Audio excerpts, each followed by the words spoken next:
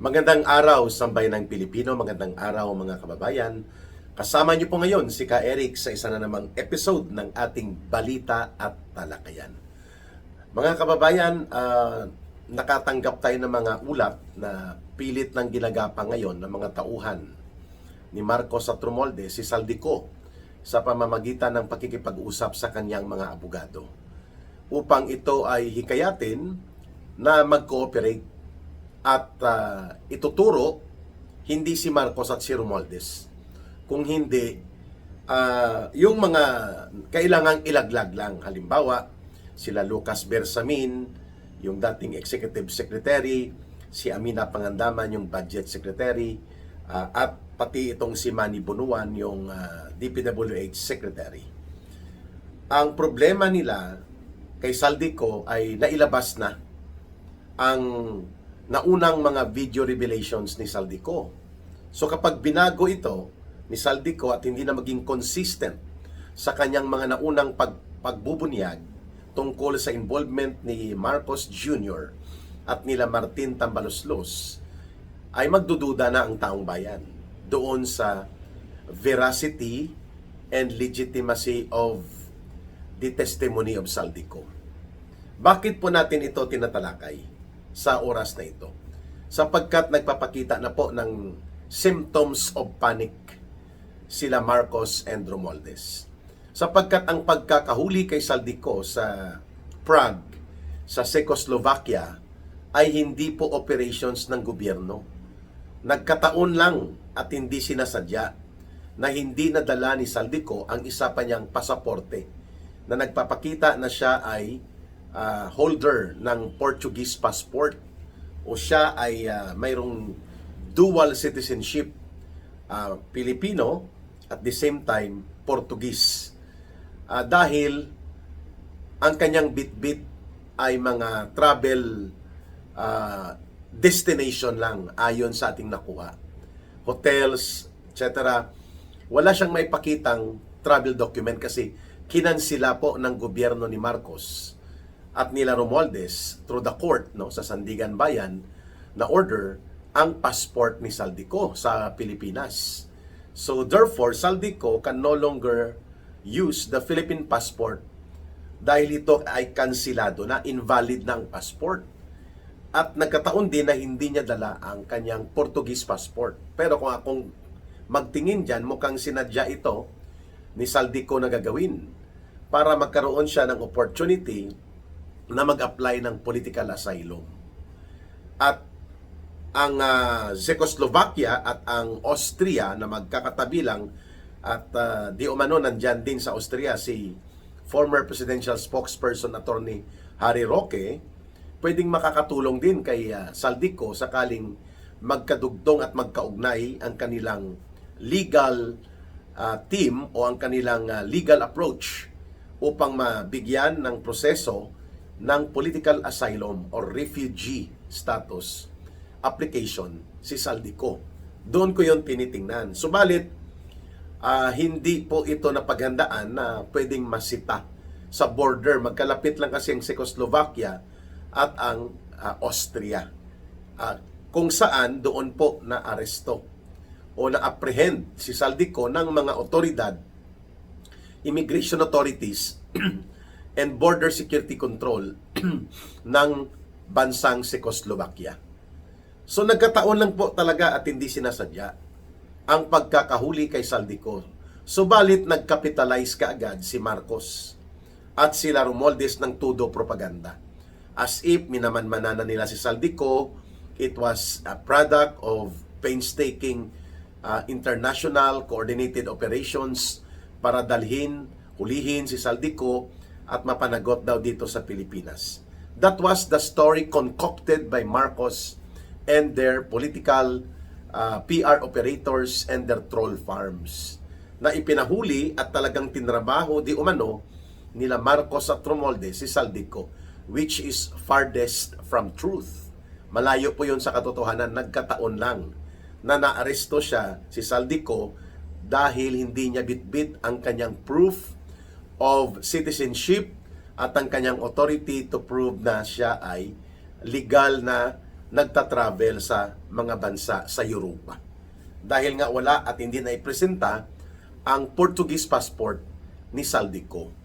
Ngayon, bakit ko tinitingnan ito sa anggulo na dahil nagkaroon na ng public appearance muli si Saldico at may possibility na i-demand ng mga well-meaning na mga naghahanap ng katugunan at sagot dito po sa lumalawak na katotohanan ng pagkakasangkot ni Marcos at nila Romualdez sa pinakamalaking iskandalo ng pagnanakaw, pandurobo at pangungulimbat sa kaban ng bayan na nangyari gamit po ang sistema ng unprogrammed appropriations, insertions, allocables at mga ghost flood control projects.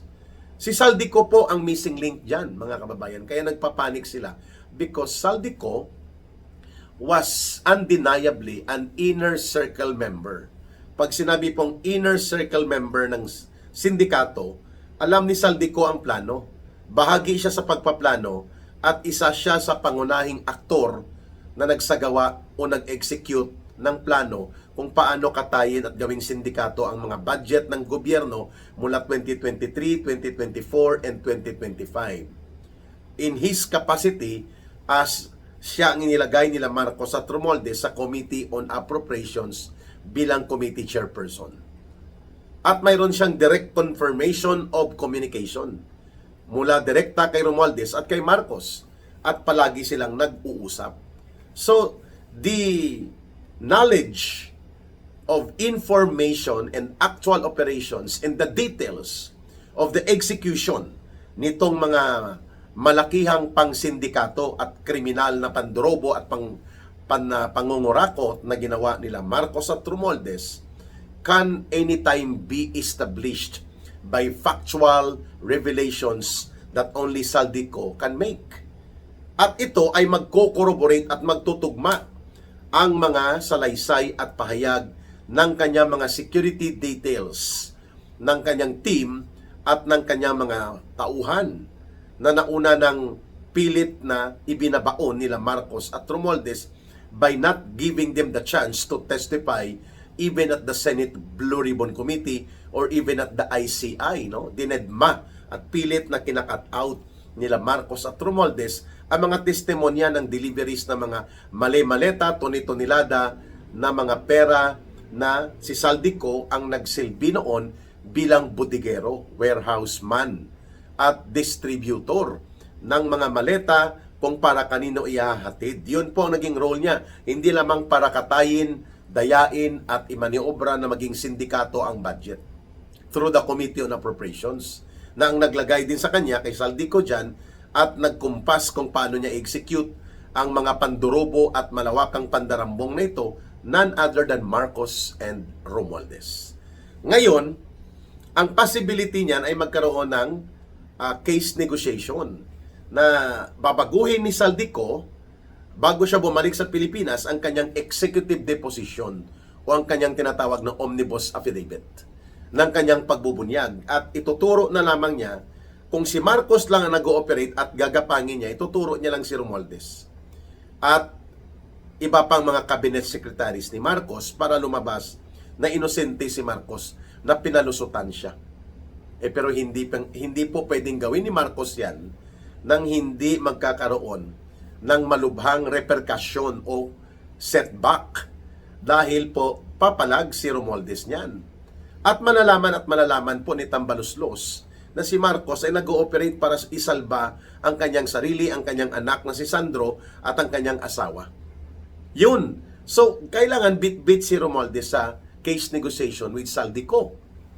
Kung pumalag si Saldico dyan at hindi siya papayag na ang ididiin lang ay ang mga minions o mga aliporis lang like Lucas Bersamin, Amina Pangandaman, Adrian Bersamin, si Traigib Olaybar, si Bunuan, sila Cabral, sila Bernardo, yung mga players lang. At kapag hindi pumayag si Saldico na hanggang doon lang ang kanyang pagtutumbok ng may pananagutang kriminal at paninindigan ni Saldico ang kanyang naunang salaysay na indeed it was Marcos together with Romualdez ang nagdisenyo kung paano po magtuloy-tuloy na every year, bawat taon, sabi ni Saldico, hindi bababa sa 100 billion pesos ang napupunta kay Ginoong Marcos Jr. alone, mula dito sa dinaya ng mga budget. At siyempre, hindi rin pahuhuli si Romualdez. Hindi rin magkalayo ang kanilang benepisyo sa napakalaki at napakalawak at sistematikong disenyo ng pangungulimbat at pandurubo at pangungurakot sa kabanang bayan.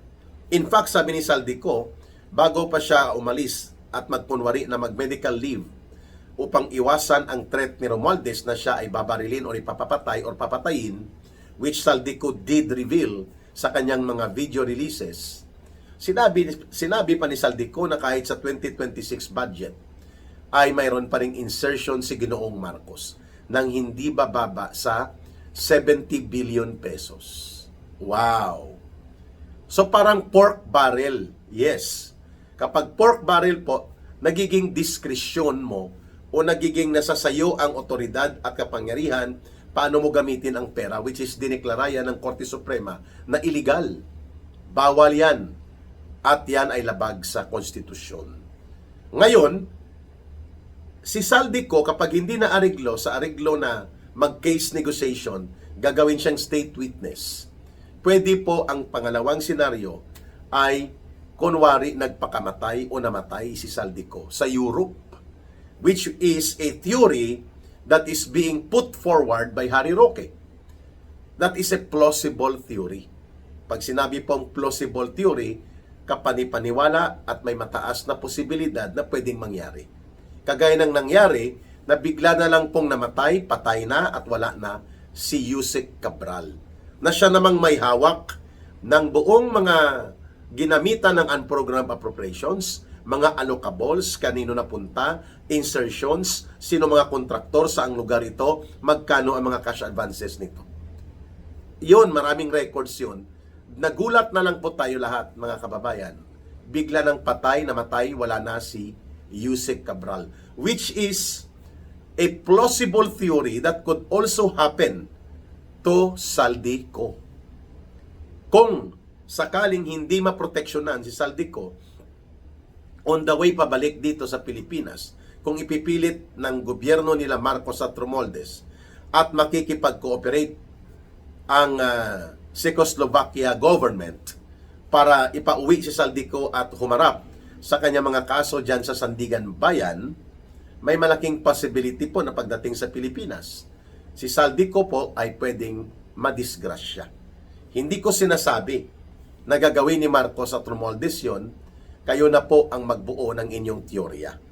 Pero, malinaw naman po na hindi ka panipaniwalang tumalon doon si Yusek Cabral doon sa bangin, sa Cordillera, hindi naman ganon ang kanyang personalidad.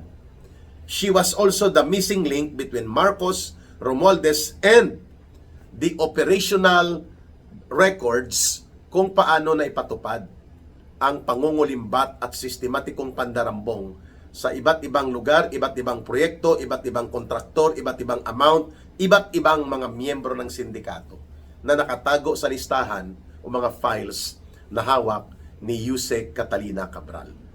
At alam yan ni Saldico.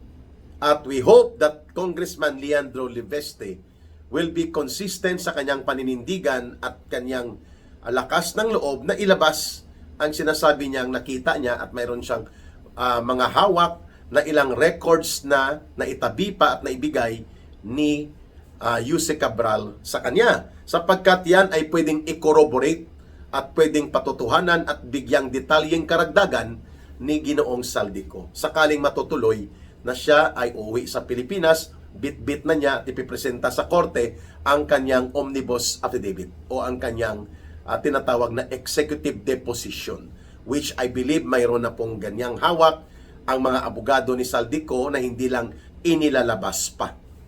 Kaya po, panic mode, panic attack ngayon sila Marcos at sila Romualdez, sapagkat mukhang malabo na maareglo nila si Saldico.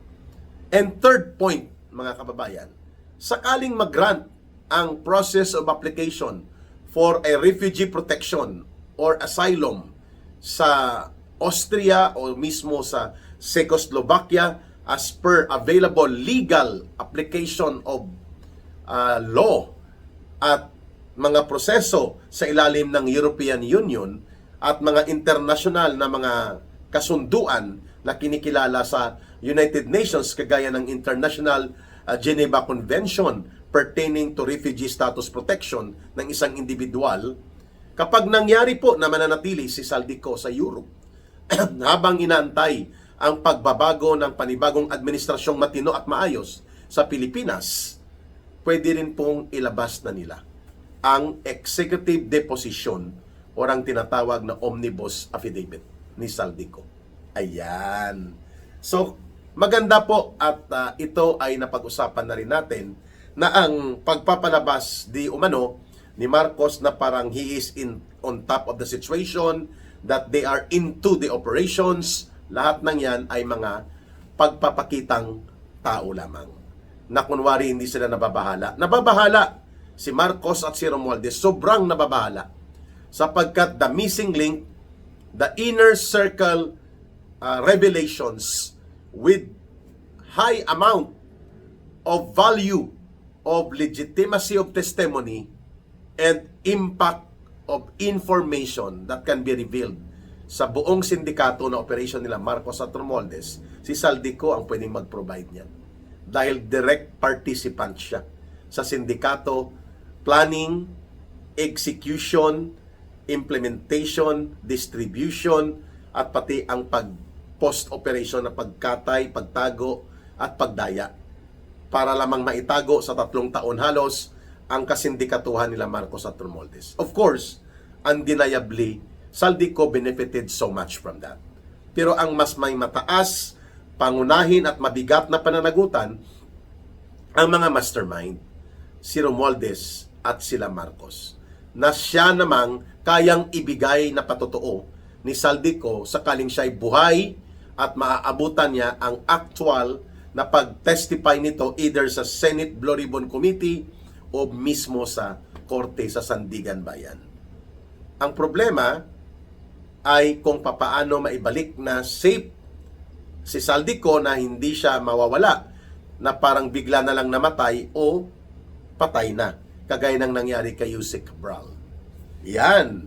At paano ito gagamitin ng taong bayan na si Saldico ay mabigyan po ng totoong plataforma that has an officiality of an investigative body like the Senate Blue Ribbon Committee or the Senate Committee acting as a committee of the whole. Buong Senado, pakinggan siya doon kung magkakaroon ng majority na pagbabago at or kung kahit si Tito Soto pa at Ping Lacson ang namumuno at nagkokontrol ng mga otoridad sa Senado, ay maigigiit pa rin po ng matitinong mga senador na bitin si Saldico, si Adrian Bersamin at ang mga 18 former soldiers and plus 12 na gusto pang lumantad at ibalik muli ang mga diskaya na mag-testify doon with court coordination upang maipakita that the story of the greatest scandal, of the biggest robbery of the government by the government itself, na mga 1.5 trillion pesos mahigit pa ang ninakaw, dinurobo ay ginawa mismo ng punong salaring kriminal na itinuturo ni Saldico na si Marcos at sila Romualdez. Well, abangan po natin saan ito patutungo ang kwento ng paglalakbay patungo sa katotohanan at katarungan na ngayon ay nasa possibility na ng lantaran at pagsasapubliko ng kanyang kaalaman sa sindikato ni Marcos at Romualdez, si Ginoong Saldico. Maraming salamat sa pagsubaybay, pagtangkilik at pagsuporta sa Ka Eric Celis YouTube channel at sa ating Bigwas ng Agila with Dr. Lorin Maribadoy at sa aking Facebook account na Ka Eric Jeff Celis Facebook account. At sa gustong tumulong at mag-ambag ng kahit konting suporta sa ating advocacy for anti-graft and corrupt government and para labanan po ang maabuso sa gobyerno, ang Bangon Sambayanan People's Movement po, ang numero na ginagamit natin sa GCash line 0916-308-7710. 0916-308-7710. Ruhil Dacelis, kailang din po natin i-coordinate. Maraming salamat sa inyong panonood at ang ating habilin palagi, mahalin natin ang bansang Pilipinas. Walang ibang magmamahal nito kundi tayo ring mga Pilipino. Para sa Diyos at sa Pilipinas nating mahal.